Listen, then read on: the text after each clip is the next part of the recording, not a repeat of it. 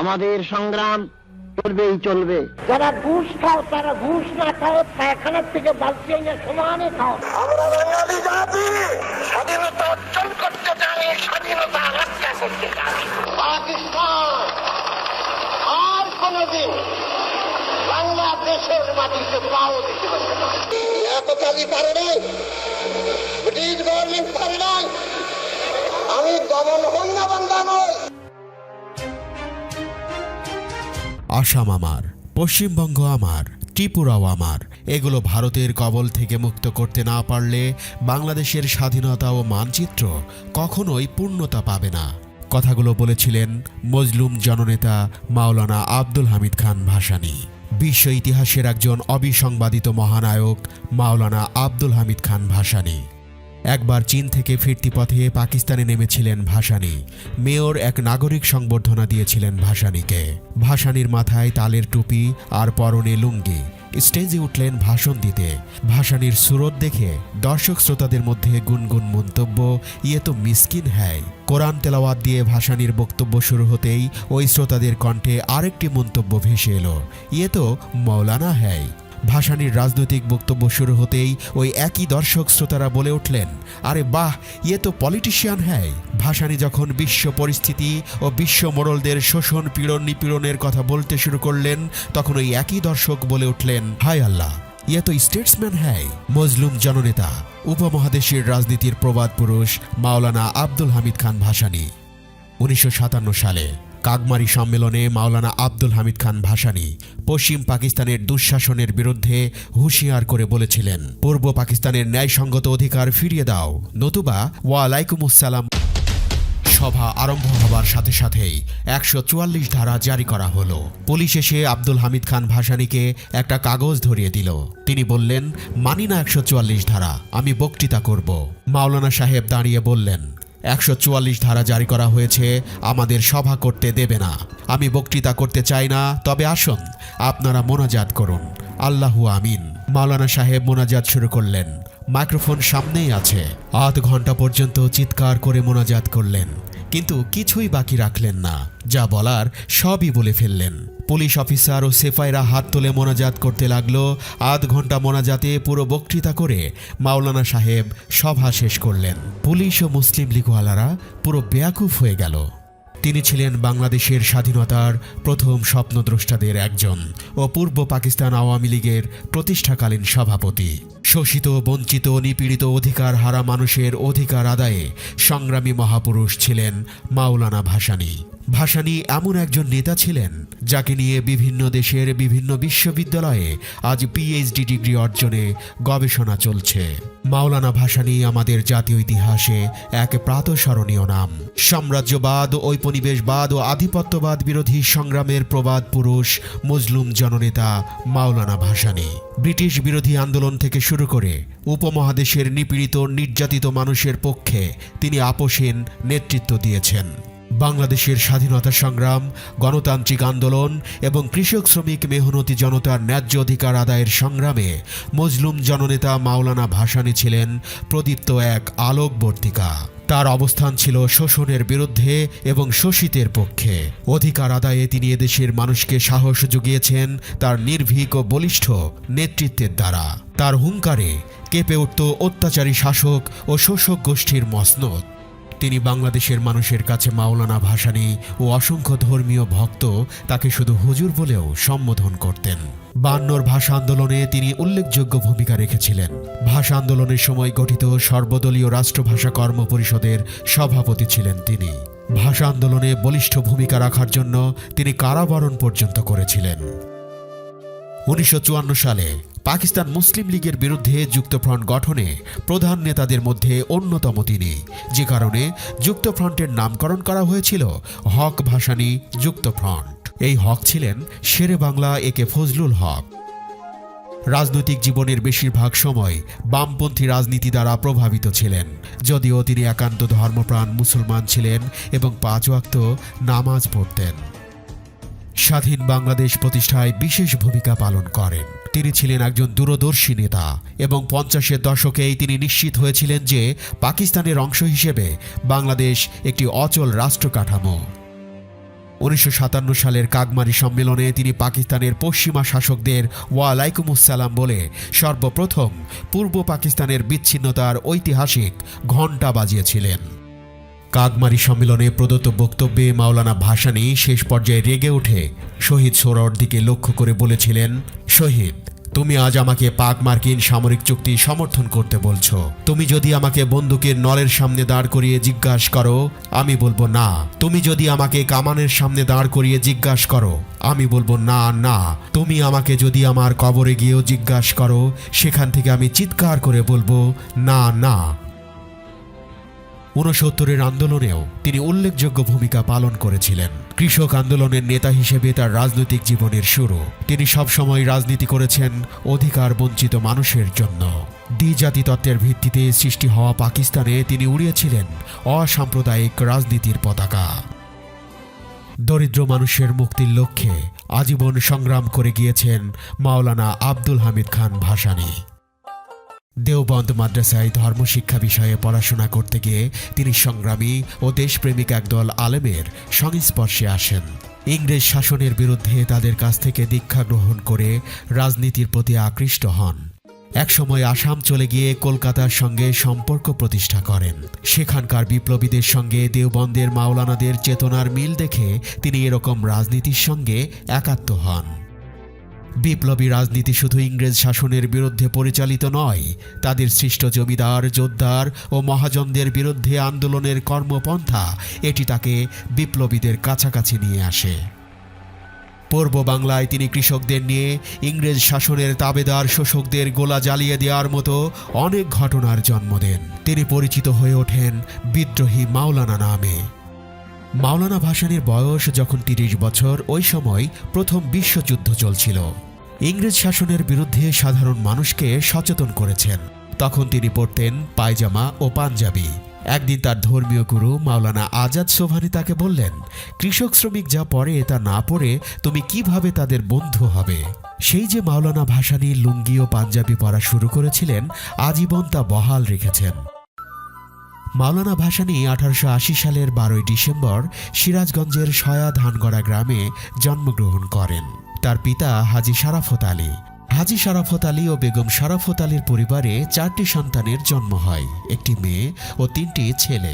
মোহাম্মদ আব্দুল হামিদ খান সবার ছোট। তার ডাকনাম ছিল চ্যাগা মিয়া। ছেলে মেয়ে বেশ ছোট থাকা অবস্থায় হাজী শারাফত আলী মারা যান।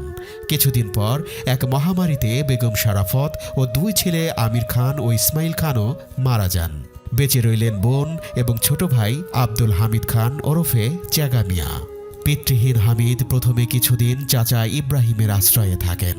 ওই সময় ইরাকের এক আলেম ও ধর্মপ্রচারক প্রখ্যাত সুফি সৈয়দ নাসিরুদ্দিন আহমদ বগদাদি সিরাজগঞ্জে আসেন। হামিদ তার আশ্রয়ে কিছুদিন কাটান। এরপর প্রথম বিশ্বযুদ্ধের কিছুদিন পূর্বে 1893 সালে তিনি জয়পুরহাট জেলার পাঁচবিবি উপজেলার জমিদার শামসুদ্দিন আহমদ চৌধুরীর বাড়িতে যান। সেখানে তিনি মাদ্রাসার মোদাস্সেরের কাজ করেন এবং জমিদারের ছেলে মেয়েকে পড়ানোর দায়িত্ব নেন। 1897 সালে পীর সৈয়দ নাসিরুদ্দিনের সাথে আসাম গমন করেন। 1903 সালে আন্দোলনের সঙ্গে যুক্ত হন। ইসলামিক শিক্ষার উদ্দেশ্যে 1907-এ দেওবন্দ যান।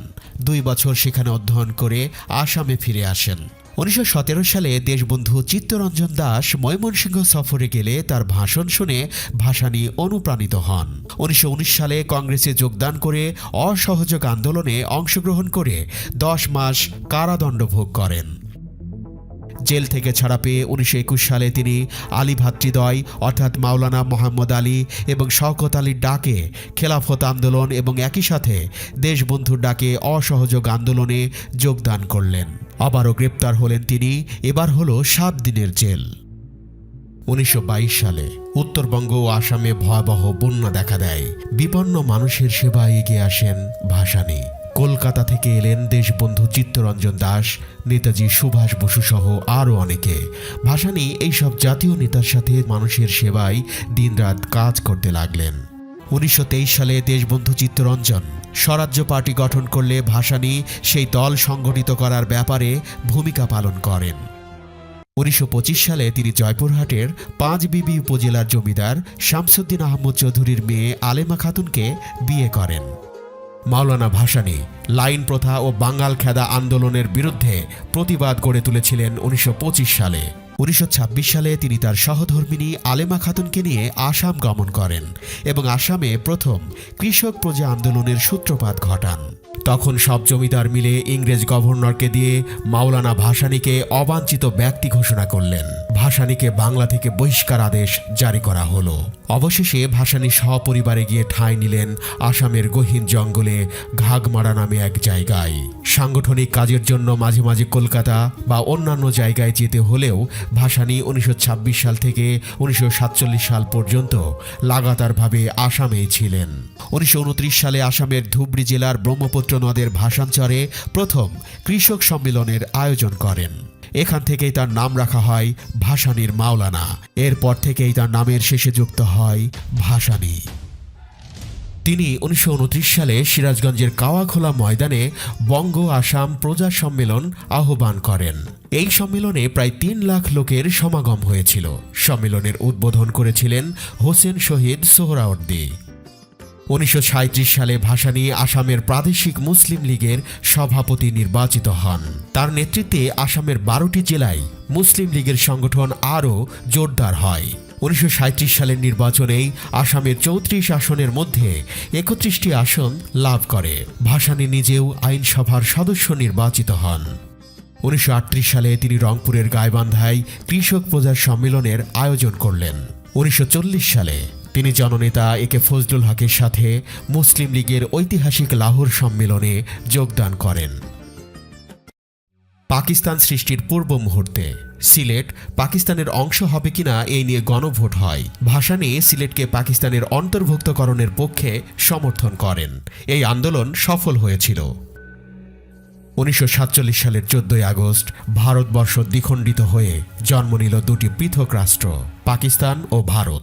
পাকিস্তান প্রতিষ্ঠার পর আসাম সরকার মাওলানা ভাসানীকে অবিলম্বে আসাম ত্যাগের নির্দেশ দেয়। তিনি চলে এলেন টাঙ্গাইলের কাগমারিতে। 1948 সালে প্রথম পূর্ববঙ্গ পরিষদের টাঙ্গাইল আসন শূন্য হলে ভাসানী উপনির্বাচনে অংশ নেন এবং খাজা নাজিমুদ্দিন মনোনীত প্রার্থী জমিদার খুররম খান পন্নীকে পরাজিত করে পূর্ববঙ্গ আইন পরিষদের সদস্য নির্বাচিত হন।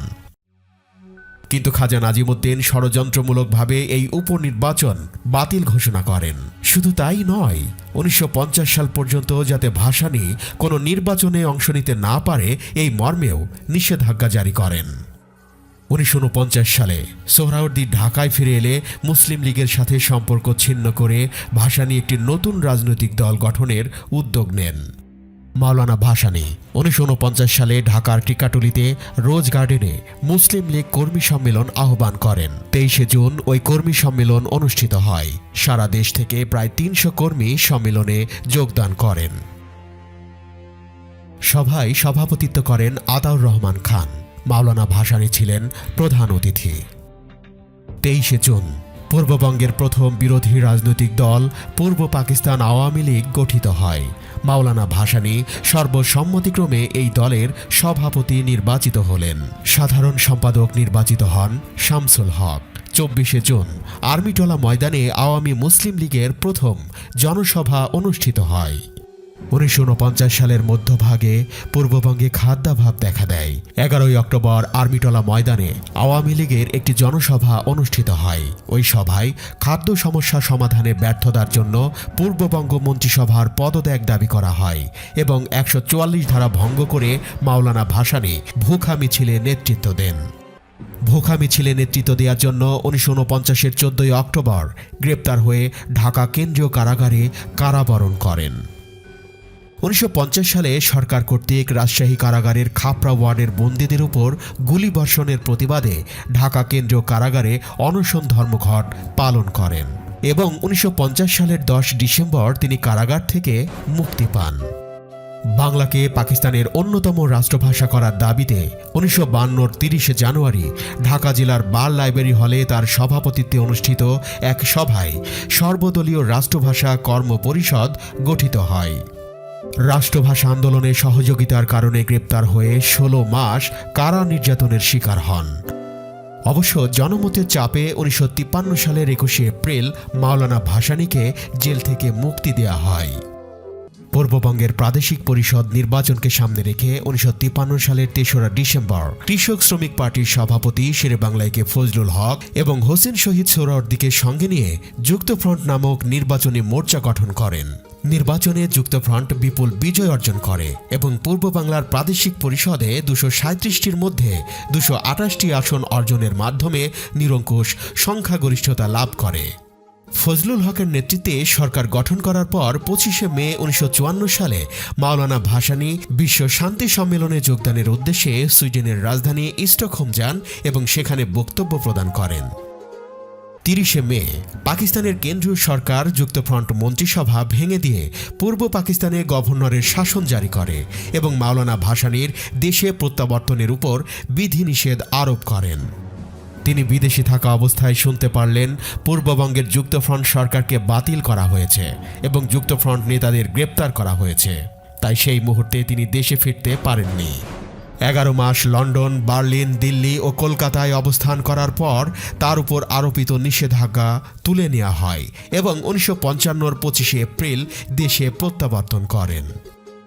পূর্ব বাংলায় খাদ্যজনিত দুর্ভিক্ষ রোধের জন্য কেন্দ্রীয় সরকারের কাছে 50 কোটি টাকা আদায়ের দাবিতে 1956-র 7ই মে ঢাকায় অনশন ধর্মঘট শুরু করেন। সরকার দাবি মেনে নিলে 24শে মে অনশন ভঙ্গ করেন।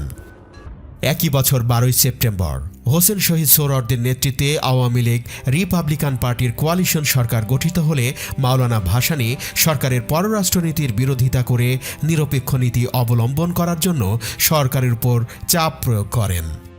ভাসানীর রাজনৈতিক জীবনের উল্লেখযোগ্য ঘটনা হল কাগমারি সম্মেলন। ভাসানীর উদ্যোগে এই কাগমারি সম্মেলন অনুষ্ঠিত হয়েছিল 1957 সালে। কাগমারি সম্মেলনে ভাসানী পাক মার্কিন সামরিক চুক্তি বাতিলের দাবি জানান। প্রধানমন্ত্রী সোহরাওয়ার্দী সেই দাবি প্রত্যাখ্যান করলে 18ই মার্চ আওয়ামী লীগ থেকে পদত্যাগ করেন। একই বছর 25শে জুলাই তার নেতৃত্বে ঢাকার রূপমহল সিনেমা হলে ন্যাশনাল আওয়ামী পার্টি বা ন্যাপ গঠিত হয়। ন্যাপ প্রতিষ্ঠার মাধ্যমে ভাসানী প্রকাশ্যে বামপন্থী রাজনীতির সাথে জড়িয়ে পড়েন এবং এরপর থেকে সব সময় বাম ধারার রাজনীতির সাথেই সংশ্লিষ্ট ছিলেন। 1967 সালের 22শে জুন কেন্দ্রীয় সরকার রেডিও ও টেলিভিশন থেকে রবীন্দ্রসঙ্গীত প্রচার বন্ধ করার নির্দেশ জারি করলে এর প্রতিবাদ করেন। 1968 সালে বঙ্গবন্ধু শেখ মুজিবুর রহমানের বিরুদ্ধে আগরতলা ষড়যন্ত্র মামলা দায়ের করা হলে সারা দেশে গড়ে ওঠে আন্দোলন। ভাসানীও এই ষড়যন্ত্রমূলক মামলার বিরুদ্ধে আন্দোলনে শরিক হন।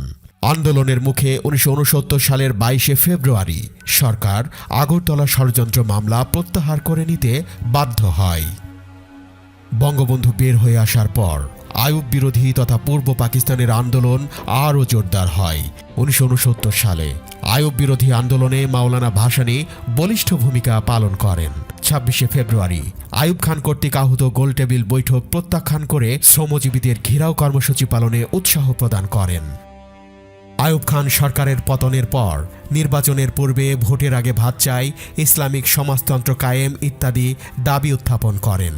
1970 সালের 6 থেকে 8 আগস্ট বন্যা সমস্যা সমাধানের দাবিতে অনশন পালন করেন। 1970 সালের 4 ডিসেম্বর ঢাকার পল্টন ময়দানে এক জনসভায় স্বাধীন পূর্ব পাকিস্তান দাবি উত্থাপন করেন। 1971-এর মার্চ মাসে শেখ মুজিবুর রহমানের অসহযোগ আন্দোলনের প্রতি সমর্থন প্রদান করেন এবং 1971 সালের 18 জানুয়ারি পল্টন ময়দানে অনুষ্ঠিত জনসভায় স্বাধীনতার ঘোষণা প্রদানের জন্য তার প্রতি আহ্বান জানিয়েছিলেন। 25শে মার্চ রাতে মাওলানা ভাসানী সন্তোষে তার গৃহে অবস্থান করছিলেন। তিনি পাকিস্তান বাহিনীর দৃষ্টি এড়িয়ে টাঙ্গাইল ছেড়ে তার পিতৃভূমি সিরাজগঞ্জে চলে যান। পাকিস্তান বাহিনী তার সন্তোষের বাড়িটি পুড়িয়ে দেয়। মাওলানা ভাসানী নৌকাযোগে ভারত সীমানা অভিমুখে রওনা হন। 1971 সালের 23শে এপ্রিল বাংলাদেশের স্বাধীনতার পক্ষে মাওলানা ভাসানী একটি বিবৃতি প্রদান করেন, যা ভারতীয় বাংলা ও ইংরেজি দৈনিক পত্রিকায় প্রকাশিত হয়। এছাড়া মাওলানা ভাসানী চীনের নেতা মাও সেতুং, চৌ এন লাই এবং যুক্তরাষ্ট্রের প্রেসিডেন্টের কাছে তার বার্তা পাঠিয়ে তাদের অবহিত করেন যে পূর্ববঙ্গে পাকিস্তান সেনাবাহিনী ব্যাপক হারে গণহত্যা চালাচ্ছে। সেজন্য তিনি প্রেসিডেন্ট নিক্সনকে অনুরোধ করেন এই মর্মে যে তিনি যেন পাকিস্তানকে অস্ত্র সরবরাহ না করেন। উপরন্তু মাওলানা ভাসানী প্রেসিডেন্ট নিক্সনকে বাংলাদেশকে স্বীকৃতি দেবার আহ্বান জানান। 1971 সালের 25 এপ্রিল মাওলানা ভাসানী সোভিয়েত রাশিয়ার প্রেসিডেন্টের কাছে পাকিস্তান বাংলাদেশের জনগণের ওপর যে বর্বরোচিত অত্যাচার চালাচ্ছে তার বিরুদ্ধে কার্যকর ব্যবস্থা গ্রহণের জন্য অনুরোধ করেন। 31 মে মাওলানা ভাসানী এক বিবৃতিতে বলেন, বাংলাদেশের 7.5 কোটি মানুষ দখলদার বাহিনীর সঙ্গে জীবন মরণ সংগ্রামে লিপ্ত। তারা মাতৃভূমি রক্ষার জন্য বদ্ধপরিকর। তারা এই সংগ্রামে জয়লাভ করবেই। 7 জুন মাওলানা ভাসানী এক বিবৃতিতে বলেন, বাংলাদেশের সব অঞ্চল আজ 10 লাখ বাঙালির রক্তে স্নাত এবং এই রক্ত স্নানের মধ্য দিয়েই বাংলার স্বাধীনতা আসবে। এরই মধ্যেই বাংলাদেশের প্রধানমন্ত্রী তাজউদ্দিন আহমদ দুবার কোহিনূর প্যালেসে এসে মাওলানা ভাসানীর সঙ্গে বৈঠকে মিলিত হন এবং তার পরামর্শ ও সহযোগিতা প্রার্থনা করেন। ভারতে অবস্থানকালে মাওলানা ভাসানী দুবার অসুস্থ হয়ে পড়েন। তখন তাকে Delhi all India institute of medical সায়েন্সে ভর্তি করা হয়েছিল। বাংলাদেশে 1972 সালের 22 জানুয়ারি প্রত্যাবর্তন করেন। 1972 সালের 25 ফেব্রুয়ারি সাপ্তাহিক হক কথা প্রকাশ করেন। 1973 সালে খাদ্যের দাবিতে ঢাকায় 15 থেকে 22 মে অনশন ধর্মঘট পালন করেন। 1974 সালের 8 এপ্রিল হুকুমতে রাব্বানিয়া সমিতি গঠন করেন। একই বছর জুন মাসে আইন অমান্য আন্দোলন শুরু করলে টাঙ্গাইলের সন্তোষে গৃহবন্দী হন। 1976 16 মে ফারাক্কাবাদ নির্মাণের প্রতিবাদে ঐতিহাসিক লং মার্চে নেতৃত্ব দেন।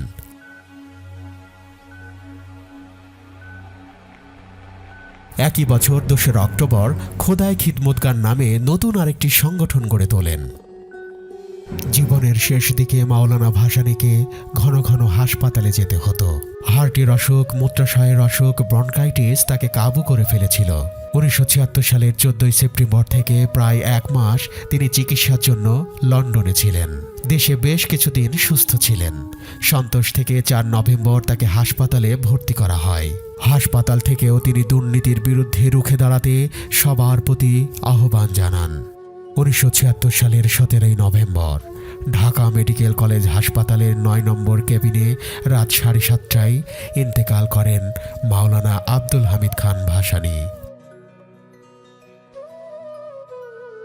তাকে টাঙ্গাইলের সন্তোষে 18 নভেম্বর বাদ আসর পূর্ণ রাষ্ট্রীয় মর্যাদায় সমাহিত করা হয়। সারা দেশ থেকে আগত লক্ষ লক্ষ মানুষ তার জানাজায় অংশগ্রহণ করে।